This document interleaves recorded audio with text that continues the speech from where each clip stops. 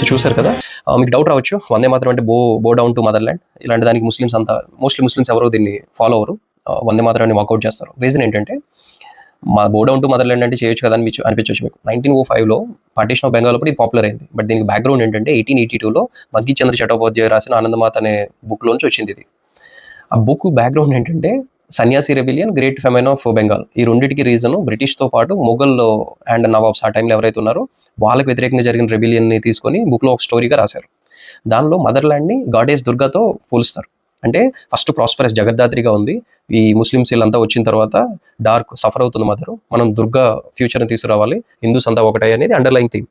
అంటే ఇక్కడ ఆ టైంలో ఎవరైతే రిలీజియస్ పర్సిక్యూషన్ ముగల్స్ వీళ్ళంతా చేశారు, వాళ్ళకి వ్యతిరేకంగా రాసింది తప్ప ఒక కమ్యూనిటీని ఇది చేయాలని రాసింది కాదు వందే మాత్రం అనేది.